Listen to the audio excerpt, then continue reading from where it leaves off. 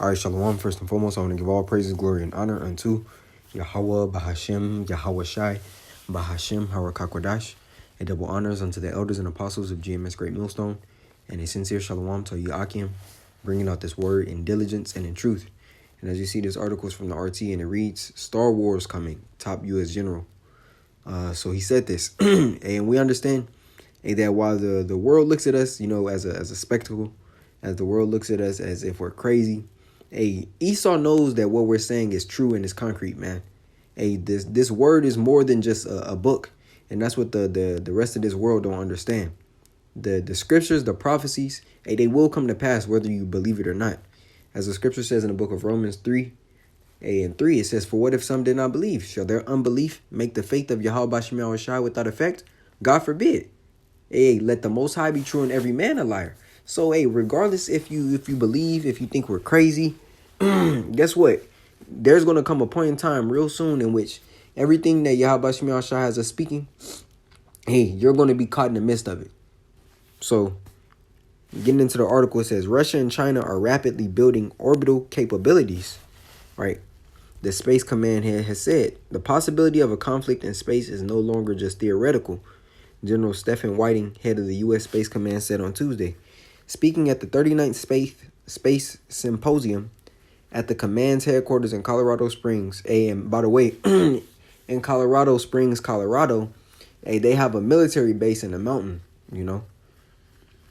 It says, Whiting painted an alarming picture of Russia and Chinese orbital capabilities. Now, the thing is, the real threat isn't just Russia and China, man.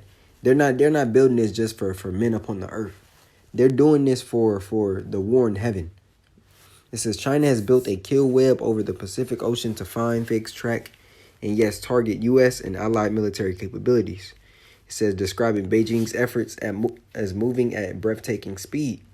It says since 2018, Russia has doubled and China has tripled the number of their intelligence, surveillance, and reconnaissance satellites in orbit, while also testing and fielding anti-satellite weapons.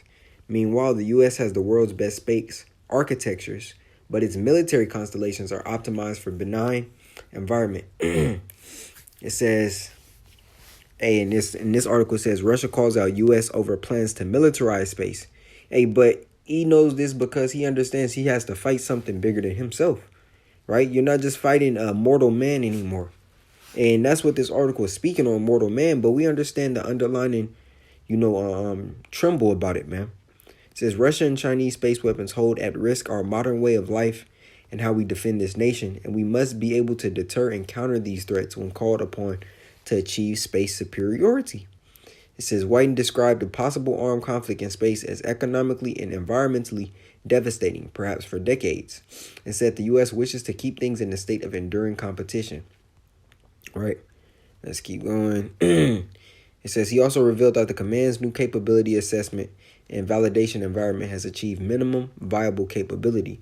The modeling and simulation laboratory will enable the U.S. military to derive better ways of deterring and planning to conduct operations for war that's never happened.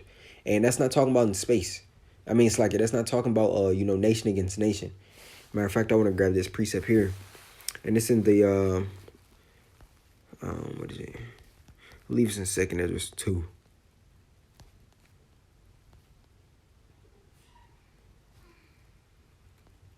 It's like it, 2nd Ezra 13. It says, behold, the days come, this is 29. So like it. I gotta start at 25. This is the meaning of the vision. Whereas thou sawest a man coming up from the midst of the sea. The same is he whom Yahweh the highest hath kept a great season. Right, talking about Yahweh Shai, which by his own self shall deliver his creature, right, his creation, and he shall order them that are left behind. And whereas thou sawest that out of his mouth there came as a blast of wind and fire and storm, speaking about the chariot, it says, and he that held neither sword nor any instrument of war, speaking of Yahweh Shai, but that the rushing in of him destroyed the whole multitude that came to subdue him. This is the interpretation, right? Because the scriptures talk about that war in heaven. I'm going to hold this, and I'm going to grab it in the book of Revelation. Is it Revelation? Salakia. This is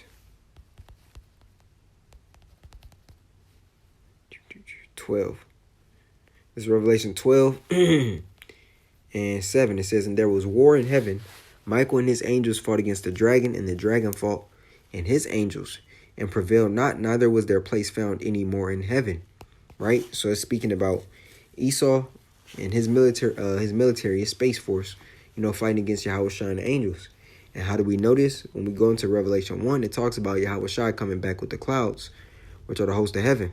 It's Revelation 1, which are the angels. So like Revelation 1 and 7.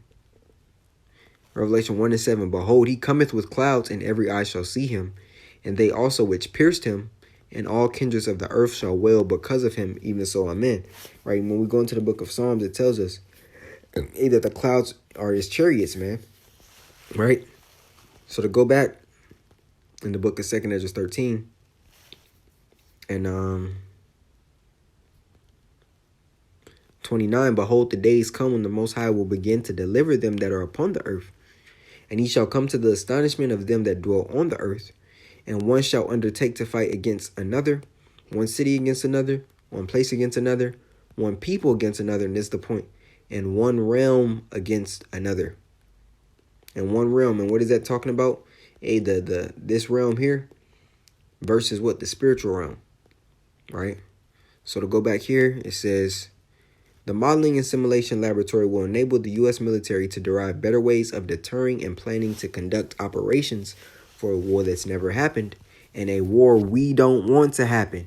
And what Esau don't want to happen is for Yahushua to come back. But, hey, he's bound by the word, man, just like we all are. And guess what? Yahushua say he's returning, and he's not meeting thee as a man, which means what? And he don't got no choice, man. He got to fight. That's what the scripture says. Matter of fact, Durst fight, right? This is 2 Ezra 13. I'm going to start here at 8:6. But I beheld, and lo, he had graved himself a great mountain, speaking of Yahushua, and that mountain is a chariot, and flew up upon it. Hey, but it's speaking of the size of the chariot. In 7, it says, but I would have seen the region or the place whereout the hill was graven, and I could not, showing you the magnitude and just how big it is. It says, and after this I beheld, and lo, all they which were gathered together to subdue him were sore afraid, and yet durst fight. So that's the war Esau don't want to happen, in a war that's never happened upon earth, man. But regardless, hey, he has to deal with it, and he's going to lose, man. It's not going to be any chance for Esau, to so-called win this one, man. Hey, because the scriptures talk about Yahushua coming back and taking the crowns off the heads of the kings of the earth, man. Meaning what? That he, along with Yahweh, it's like Yahweh and Yahushua, are going to be exalted in that day. And the scriptures tell you, that in that day, every knee shall bow unto Yahweh by Shem Yahushua, man. And we're coming to it soon.